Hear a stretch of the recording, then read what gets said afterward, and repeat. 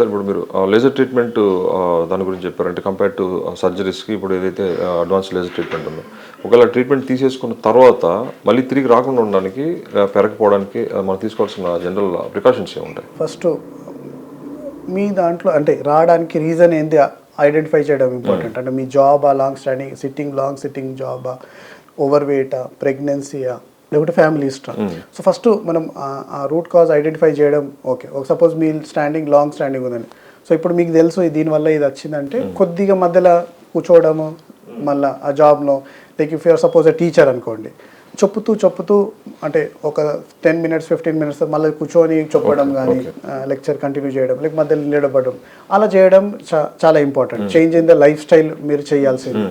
Pregnancy వచ్చింది అనుకోండి, pregnancy మళ్ళీ ఇంకా సెకండ్ ప్రెగ్నెన్సీ పెరిగే అవకాశాలు ఉంటాయి. So if you're already having 2-3 kids, don't consider for more అన్నట్టు. లేకుంటే ఒకవేళ ఉన్నా కానీ ఆ టైంలో కొద్దిగా ప్రికాషన్స్, స్టాకింగ్స్ వాడడం. థర్డ్ ఏంటంటే రెగ్యులర్గా స్టాకింగ్స్, ఎందుకు చేయించుకున్నారు, మీ జాబ్ అలానే ఉంది, ఇప్పుడు మనం జాబ్ అయితే మానేయలేము. సో జాబ్కి వెళ్ళినప్పుడు స్టాకింగ్స్ వాడడం యాజ్ ఎ ప్రివెంటివ్గా, మళ్ళీ రాకుండా. క్యూరేటివ్ అయితే అయింది, చాలా పేషెంట్ ఏంటంటే ఇంకెన్ని రోజులు వాడాలి, కానీ మీ జాబ్ అలా ఉంది కాబట్టి ఫ్యూచర్లో మీకు వచ్చే అవకాశాలు ఉన్నాయి. కాబట్టి వచ్చిన తర్వాత మనం యూజువల్లీ అందరికి తెలుసు prevention is better than cure అని. సో మనం మళ్ళీ మీరు రాకుండా చేస్తున్నారు. ఇది మీరు వచ్చిన ట్రీట్మెంట్ ఒకసారి, ఎందుకంటే చాలా పేషెంట్స్ నేను ఇంత ఖర్చు పెట్టాను, చేయించుకున్నాను, ఇక మళ్ళీ రావద్దు అని ఉంటుంది. కానీ రావడానికి ముఖ్య కారణం ఏంటంటే మీ లాంగ్ స్టాండింగ్ జాబ్, మనం అది మానేయలేదు. మీరు వెళ్తున్నారు డైలీ స్టాండింగ్ ఉంటున్నారు 8 hours 9 hours మీ జాబ్లో.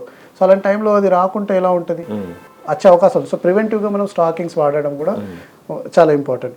ఈ ఫ్యామిలీ హిస్టరీ ఉండేది, జీన్స్ ఫ్యామిలీని మనం మార్చలేము. So those are unavoidable. So వాళ్ళకి ఇక మనం హోప్ ఫర్ ద బెస్ట్ అన్నట్టు ప్రివెంటివ్ సాక్స్ వాడడం కానీ మనం తీసుకునే డైట్లో more of vegetables, more of water, reduction of salt, అంటే బ్లడ్ థిక్ అవ్వకుండా అలాంటి పదార్థాలు మనం తీసుకోవడం. డయాబెటీస్, హైపర్ టెన్షన్ అలాంటివి ఉంటే పుండ్లు పడకుండా అది చూసుకోవాలి. ఎందుకంటే మీకు ఆల్రెడీ డయాబెటీస్ ఉంది ప్లస్ వారికోస్ వెయిన్స్ ఉందంటే పుండ్లు పడే అవకాశాలు, పుండ్లు పడ్డాక మానకపోవడం, ఇవన్నీ. Regular exercise, walking, weight control, అంటే మీరు ఓవర్ వెయిట్ ఉన్నారని తగ్గడము, లేకుంటే లీన్ అని తిని ఉంటే మళ్ళీ వెయిట్ గెయిన్ అవ్వకుండా చూడండి. ఫిజికల్ ఎక్సర్సైజ్, వాకింగ్ అవి మార్నింగ్ ఉండాలి.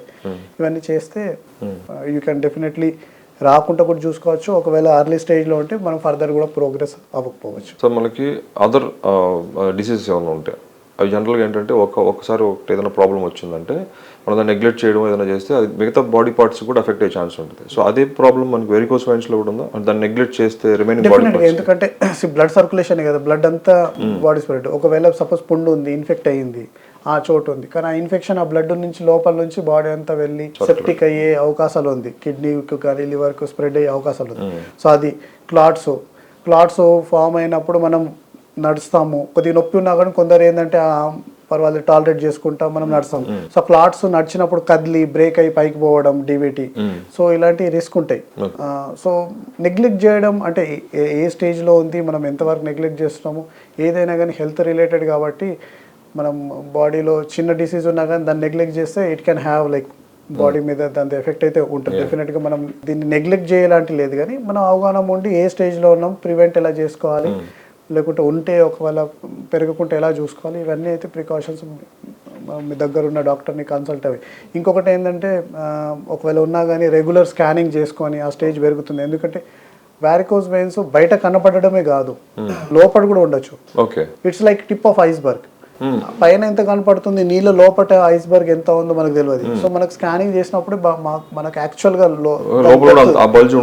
డెఫినెట్ గా ఇప్పుడు just certain part is projecting out, skin కింద కనపడుతుంది, కానీ లోపల ఎంత ఉందో వారికోస్ వెయిన్స్ మనకు తెలియదు. అందుకే డాప్లర్ స్కానింగ్ చేసుకొని పెరుగుతుందా అది చూసుకోవడం కూడా చాలా ఇంపార్టెంట్. ఇప్పుడు మనకి మీరు ఇప్పుడు చెప్తున్న సర్జరీస్ లేదా లేజర్ ట్రీట్మెంట్స్ ఉన్నాయి కదా, సో ఇవన్నీ అడ్వాన్స్డ్ ఇది టు క్యూర్ ద డిసీజ్. ఇవి కాకుండా మనకి మార్కెట్లో జనరల్గా కొన్ని మెడిసిన్స్ అంటే క్రీమ్స్ అని, ట్యాబ్లెట్స్ అని, so only without any surgeries వాటితో అవసరం లేకుండా ఈ క్రీమ్స్ వాడితే తగ్గిపోతుంది. అవి ఎంతవరకు రిలయబుల్?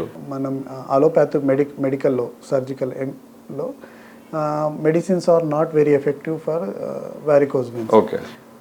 ఈ మెడిసిన్స్ ఏంటంటే జస్ట్ టెంపరీగా రిలీఫ్ ఇవ్వచ్చు. అంటే ఇప్పుడు మీకు హెడేక్ ఉంది, పైనుంచి జెండు బామ్ రాస్తే మనం కొద్దిగా టెంపరీగా రిలీఫ్ ఉంటుంది.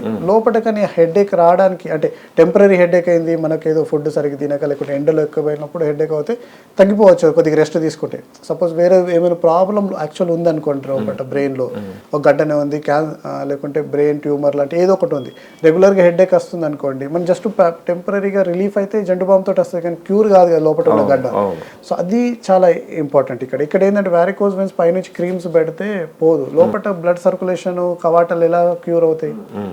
మీకు పైనుంచి క్రీమ్ రాస్తున్నారు కాబట్టి కొద్దిగా ఆ రిలీఫ్ ఉంటుంది మనకు టెంపరీగా, మనకు అక్కడ స్కిన్ నంబ్ అయిపోయి మనకు రిలీఫ్ ఉంటుంది, కానీ లోపల రూట్ కాజ్ క్యూర్ కాదు.